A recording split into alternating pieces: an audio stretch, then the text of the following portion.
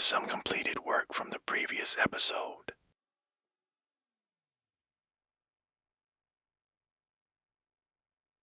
Now let's jump into today's project. Here! We! Go! What's up, guys? Hey guys, we're not at my shop today because it is very hot outside. We finished the doors in the shop. Unfortunately, there was a setting on the camera that wiped out all audio and made it play in double speed. So we are going to have to do the whole front part in voiceover. We're just learning how to do all this stuff, so bear with me. So we'll voice over that, and we'll play it in high speed. We don't want to get too boring with too many little mundane details, but there was a lot of cool, funny father-son moments that we lost. But Like the monkey. there'll be plenty more in all of our adventures in our building. Like the monkey business? I'm glad I forgot about that one. If you want to know how to build some doors, just sling some spider webs. That might be the monkey business he was talking about. I'm not really sure. It was fun though. Yeah, it'll go now. I don't know if you guys have ever seen or heard the Fortress air compressors. That's what that noise is that's behind me that you can pick up from Harbor Freight. They are actually very, very quiet. I know it probably sounds loud in the video because we're in a small room and it's an air compressor, but it really, really, really is quiet. You don't have to yell with it running in the same room. It recovers really fast. It goes up to 225 psi. Here, let me just pick it up and show them the one that we have. It's great. It's wow. Do I need to take the thing out? Well, that's the air escaping. All right, watch yourself. And there's Let me get a a little valve closer. at the bottom. So this is the one we have. It's a 2-gallon unit, 135 psi, 2.1 SCFM, and 1.2 horsepower. I've had it for about a year. I used it building this building for supplying air for my trim gun, and it is a handy, nice, lightweight air compressor that's not a pain in the butt to drag around. For small use. You wouldn't want to put that in a shop if you're using tons of air for things, but it works fantastic for operating smaller air tools like a rivet gun, a nail, hold on buddy, let me help you with that. So all you do is just give it a shove. So it works fantastic for rivet guns, trim guns, it really pumping up tires on your 4-wheeler. Yeah. Blowing off your face. Yeah, we use it for knocking chips off of things.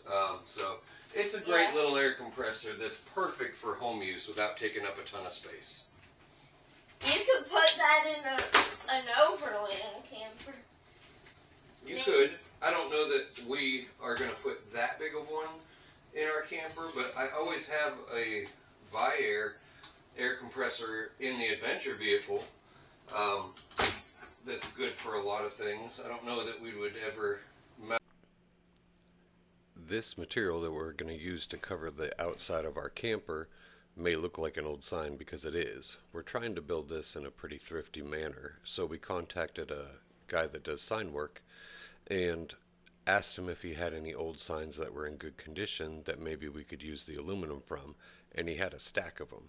When I initially priced this, it was about $1,600 for the outside of the camper to skin it in aluminum, and we were able to buy 20 sheets from him for just a couple $100, so this was a huge money savings. I was planning to do tool reviews towards the end of this video, but just to keep the video a little shorter, I think we're going to do it in separate videos afterwards on some of the tools we were using during this. Basically all we're doing is laying the framework down onto the sheet metal, tracing it with a marker, cutting it out, there'll be some weird pockets that we have to cut out that I'll use what's called a unibit to drill out the corners so that we have a spot to start the jigsaw. The jigsaw is working fantastic for both the aluminum and that styrofoam R5 insulated foam board that we're using. And I'm using 3M Super 90 spray adhesive to spray onto the aluminum, and then we're going to clamp the frame down onto it just to kind of hold everything in place, because there's a trim panel that'll go on the outside that'll actually hold the aluminum sheet onto the frame, and then it'll be riveted through. And we also glued the insulation board in as well. Right here I think we are drilling out for the door handle on the man door. The main door does not have an exterior handle. And then we're just flopping another sheet on top of it to trace it so we have both halves. And I had to notch out the tubing, which I wasn't thrilled about, to fit the door mechanism in, but once I put the trim on everything, it'll be twice as strong as it was before it was even notched. Tristan liked using this foam because I would cut out the shapes and then he would slap them into the door frame, and they would just stay in place because they were cut so tight.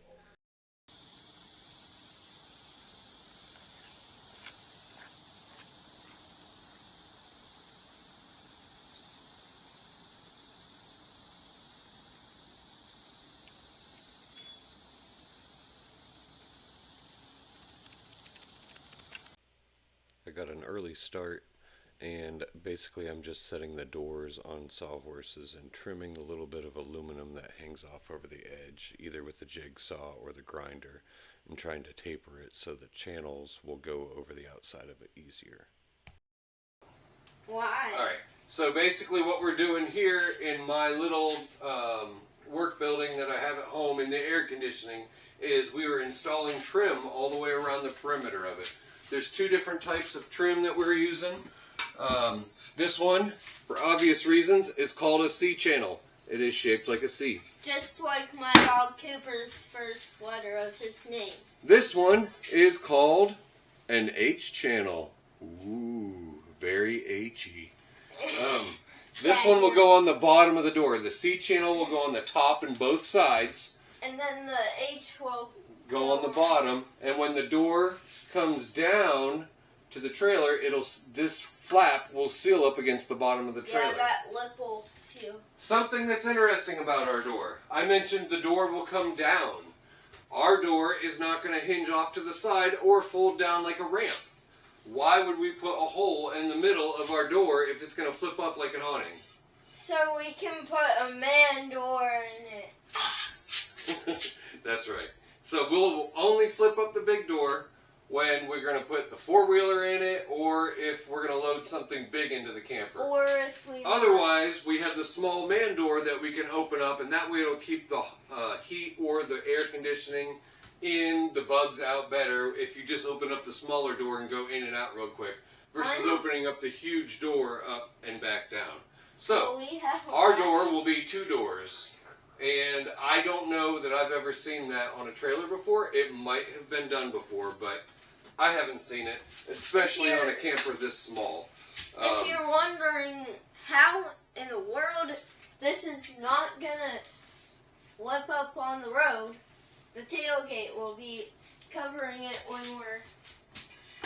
That's right. So that would be the top of the door. This would be the bottom of the door. The base of the bottom of the trailer is right here. When this is closed, the regular tailgate on the trailer will flip up against the door, securing the door shut. But we'll also have a latch inside to secure the big door shut. Yeah. Clamp it, clamp it, clamp it, clamp it, clamp it, clamp it, clamp it, clamp it. Hit the like button if you want Tristan to dance for you all. Nah. Hopefully. He's a little shy. No, I'm not. Every now and then you need a cheerleader, even if you are just clamping pieces of metal together. I got him this for Christmas one year. It's a tape measure. So, button on the bottom. So this is our hinge we're going to use. It's made to work on like a teardrop camper kitchen door. And it's supposed to be 100% weatherproof. So I'm going to take half of it and mount it on to our door right now. They probably want a pet Cooper. You want to do a shout out to... Maybe we should put this on later. I'm worried about... Don't be worried. Well, I want it to be perfect. Be happy. My concern is that I won't have it squished down all the way. You're saying in an old man way. I'm saying things in old man ways. Well, I am old, so I guess Yeah, that's you're suited. like 90. You can see here we're having to clamp the pieces of metal together to hold everything nice and tight while we drill and rivet it. Tristan really likes using the rivet gun, and I kind of like the sound of all the tools and the clamps going in high speed like this, so I figured instead of muting the sound completely, we just let it roll for a minute.